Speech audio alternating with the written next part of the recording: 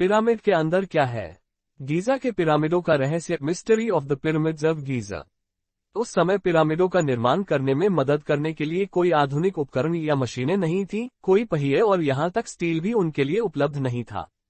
हम लगभग 5000 साल पहले की प्राचीन मिस्र की बात कर रहे हैं, जब गीजा के महान पिरामिडों का निर्माण शुरू हो गया है। लोगों ने गिरजाघर और गगनचुंबी इमारतों का निर्माण करना सीखा, लेकिन यह हाल तक नहीं था कि ये विशाल इमारतें दिखाई दी। पिरामिड अभी भी आधुनिक वैज्ञानिकों के लिए एक रहस्य है कि इन पिरामिडों को 5000 साल पहले कैसे बनाया गया था। इसमें कोई आश्चर्य नहीं कि वे प्राचीन दुनिया के 7 आश्चर्यों में से एक हैं। वे उनमें से सबसे पुराने भी हैं और प्राचीन दुनिया के एकमात्र अजूबे हैं जो अभी भी 21वीं सदी में मौजूद हैं।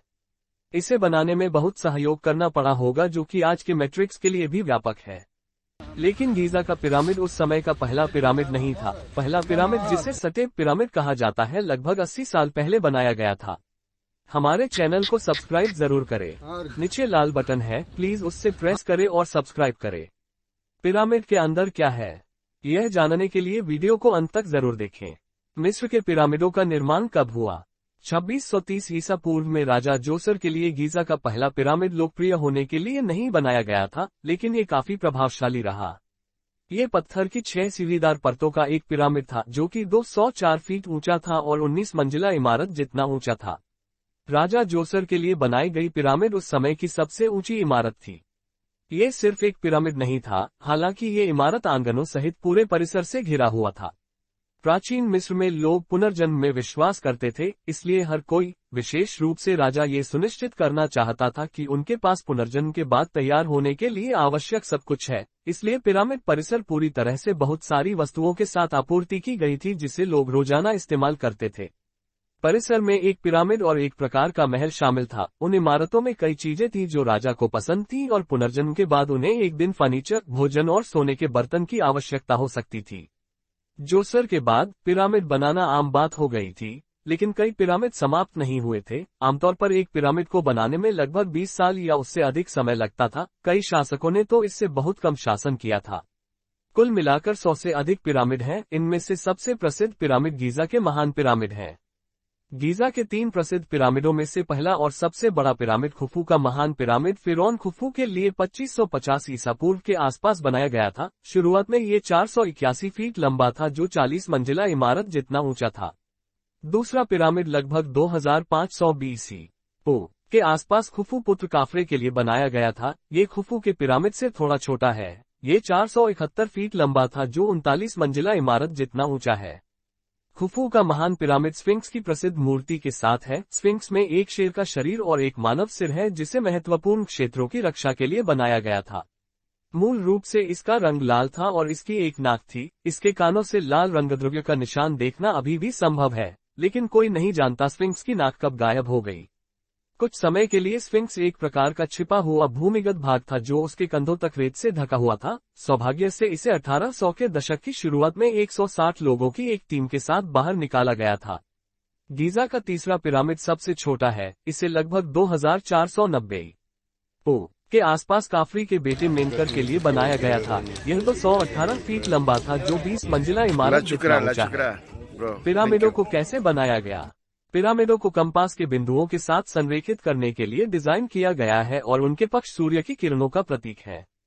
लेकिन उस समय में कोई कंपास नहीं था। प्राचीन मिस्रवासी खुद दिशाओं का पता लगाते थे और पिरामिडों को संरेखित करने के लिए उन्होंने मूल रूप से 2 नक्षत्रों का अद्भुत सटीकता के साथ उपयोग किया था।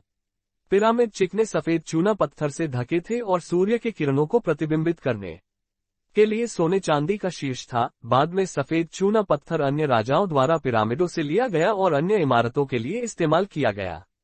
वैज्ञानिकों ने अनुमान लगाया कि प्राचीन मिस्रवासियों ने पहले पिरामिड के निर्माण के लिए लगभग 2.3 मिलियन पत्थर के खंड का इस्तेमाल किया था। प्रत्येक खंड का वजन 1 टन से अधिक है, जो कि एक गेंडे का वजन होता है। कुछ पत्थर के खंड और भी बड़े और भारी थे, लगभग 4.5 सहस्राब्दी पहले के हाथी जितना भारी। उस समय पिरामिडों का निर्माण करने में मदद करने के लिए कोई आधुनिक उपकरण या मशीनें नहीं थीं, कोई पहिए और यहां तक स्टील भी उनके लिए उपलब्ध नहीं था। उनके लिए उपलब्ध एकमात्र धातु तांबा था। आज भी वैज्ञानिक ये निश्चित रूप से नहीं जानते हैं कि मिस्र के लोग कैसे पिरामिड बनाने में कामयाब रहे। ऐसा कोई रिकॉर्ड नहीं बचा है जो इस पर प्रकाश डाल सके। कुछ लोग यह भी सोचते हैं कि मिस्रवासी इसे अपने रहस्य के रूप में रखना चाहते थे और इसे जानबूझकर रिकॉर्ड भी नहीं किया था। कई लोग मानते हैं कि गरीब लोगों और विदेशियों ने पिरामिडों का निर्माण किया, लेकिन यह सच नहीं है। बिल्डर्स बहुत कुशल श्रमिक थे और उन्हें अच्छी तरह से खिलाया और भुगतान किया जाता था। पुरातत्वविदों ने दावा किया कि बिल्डर्स पास के एक अस्थायी शहर में रहते थे और एक मजबूत नेता के साथ एक उच्च संगठित समुदाय थे। वैज्ञानिकों का कहना है कि लगभग 20,000 लोगों ने प्रत्येक पिरामिड परिसर पर काम किया और प्रत्येक को बनाने में लगभग 20 साल लगे। ये शायद एक राष्ट्रीय परियोजना थी। निर्माण स्थल संसाधनों से भरा था और मिस्र के सभी हिस्सों से भोजन और आवश्यक चीजों का योगदान होने की संभावना थी। इतने सारे समर्थन के बाद भी ये स्पष्ट नहीं है कि लोग परिवहन का प्रबंधन कैसे करते थे और विशाल पत्थरों को कैसे इकट्ठा करते थे। एक सिद्धांत से पता चलता है कि पत्थरों को नील नदी के ऊपर नावों पर ले जाया जाता था। फिर एक कठिन हिस्सा था, उन्हें इन विशाल पत्थरों को निर्माण स्थल पर ले जाना पड़ता था। वे शायद लकड़ी के स्लेज का इस्तेमाल करते थे। उन्हें खींचना बहुत मुश्किल नहीं था। पानी की सही मात्रा के साथ मिश्रित रेत काफी चिकनी थी और 1 टन वजन वाली चट्टान के साथ भी 10 लोग आसानी से स्लेज को स्थानांतरित कर सकते थे। अंत में एक आखिरी समस्या जिसमें उन्हें पत्थरों को उठाकर सही जगह पर रखना था। पुरातत्वविदों ने रैंप सिस्टम के अवशेषों की खोज की है, जो कि पिरामिडों के निर्माण के समय की है। सबसे अधिक संभावना है कि मिस्रियों ने विशाल पत्थर के खंड को स्थानांतरित करने और खींचने के लिए एक अनूठी प्रणाली तैयार की थी, लेकिन कोई नहीं जानता है कि यह वास्तव में कैसा दिखता था।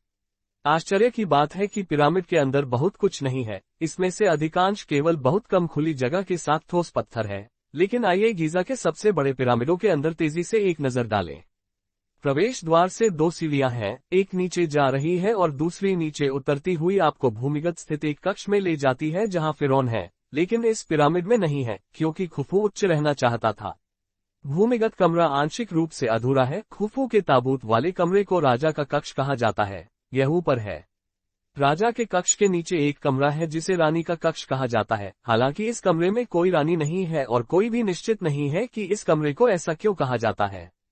दुर्भाग्य से इनमें से किसी भी कमरे के दीवार पर कोई चित्रलिपि नहीं है, वो सब खाली हैं। यदि आप उन्हें देखना चाहते हैं तो आपको अन्य कमरों में जाना चाहिए जो कि सजाए गए हैं।